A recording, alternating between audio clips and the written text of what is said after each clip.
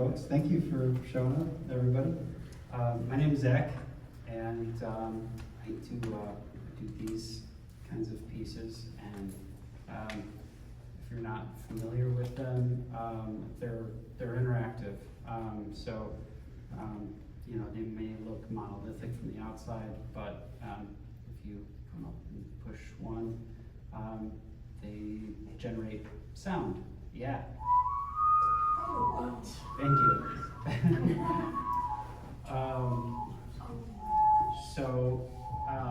Yeah, obviously music has a huge part of the art, and it's interesting, like being up here and listening to everybody else too. It's like music, it's more than music, right?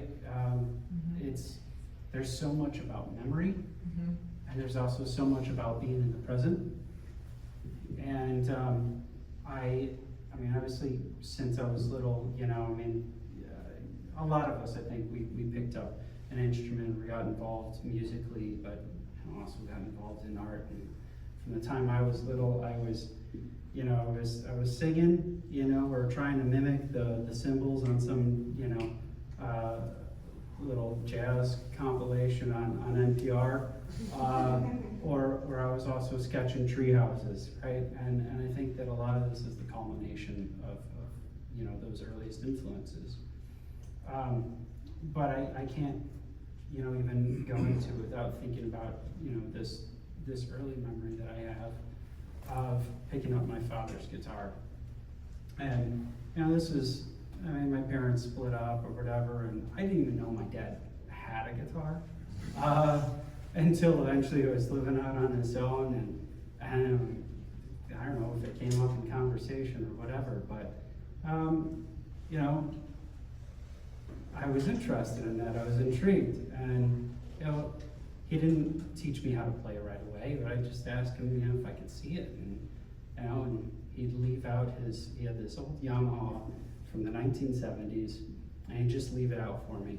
And you know, I was probably 8, 9 years old, and I didn't know how to play a thing, but I'd pick it up and just pluck a string and, you know, just strum whatever kind of was there in front of me. It may not have even been in tune, but there was something so prolific about that moment, right? The act of actually engaging with that, and that it wasn't even just the sounds themselves. It was, you know, there was something about feeling that, the body of that guitar reverberating around in your chest to connect to something. And I mean, you know, it's a bit apocryphal right now looking back at it, right? But I think, you know, I mean, that's probably about as close as, you know, any 8-year-old would probably get to some sort of psychedelic moment. But it was like that. It was something that was so present and engaging. And I feel like, you know, 37 years old, I'm still kind of chasing that high a bit. And so as I got older, you know, I explored a lot of different interests, and eventually started really more actively pursuing art. And by that time, I had also been playing guitar for you know, well over a decade. And when I came to a ceramics class, you know, I think it was kind of natural, like, okay, you know, this medium is kind of open to so many different things. For me, I mean, someone who wasn't going to make it as an anthropologist, I was like, well, you know, this is at least like hands-on anthropology, right? You know, there was elements of history and culture, and you know, I was driven to try and see what I could, you know, explore musically with that. So inevitably, I started playing around with, you know, making drums and making flutes, and wanted to kind of delve further into it.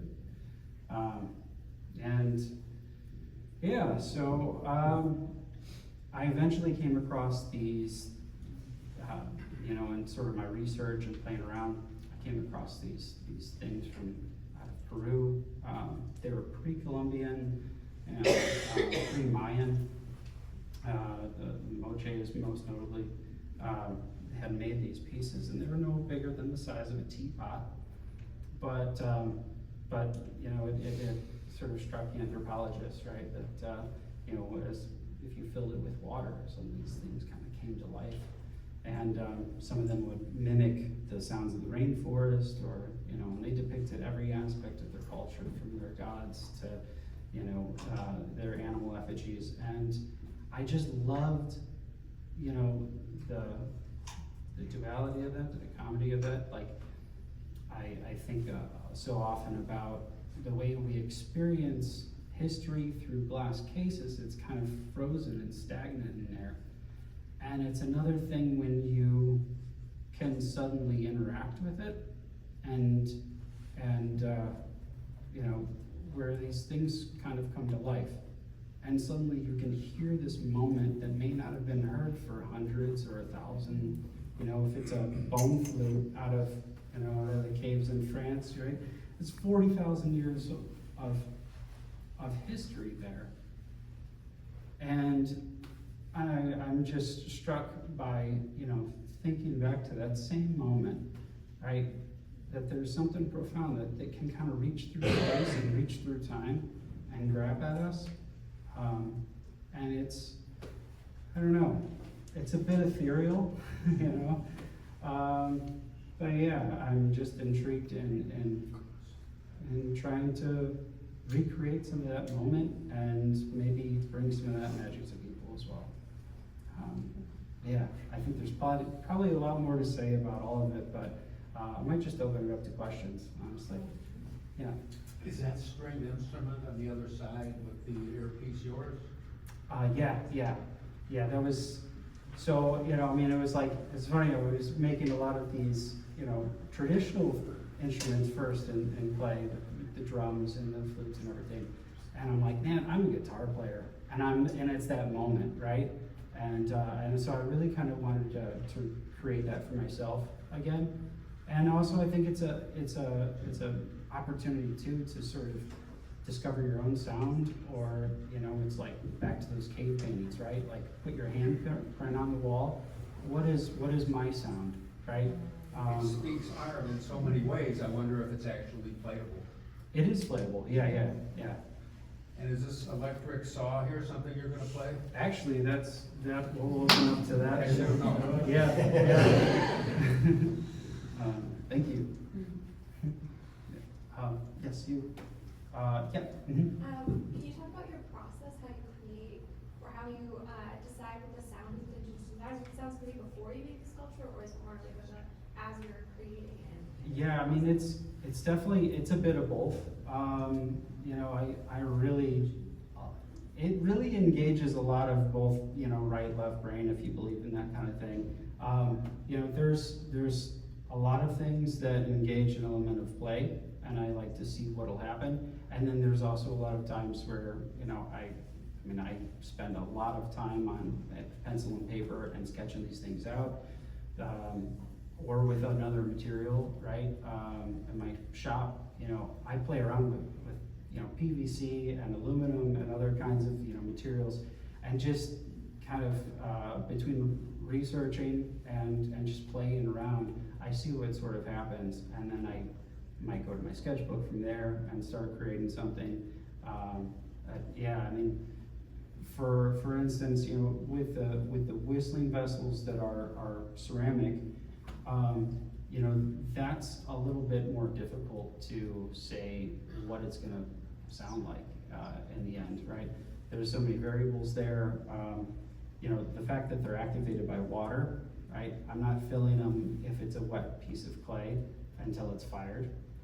So, you know, there's a lot of like hoping, you know, and, you know, given sacrifices to the kiln gods that it doesn't crack, you know, and it doesn't leak, and it holds air, and things shrink too, right? So all of those things, you know, end up acting on the eventual piece.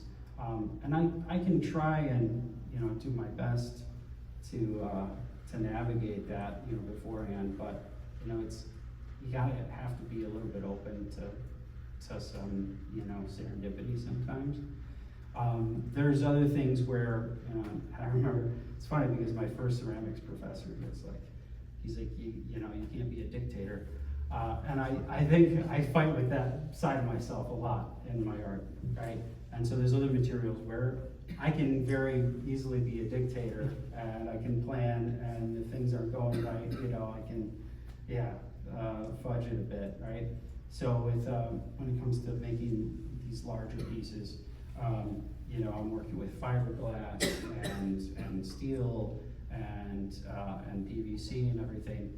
And yeah, there's an element there where I'm like, okay, I mean, I spent a lot of time researching organ pipes and, you know, all of the mathematics that goes into that and playing around with it.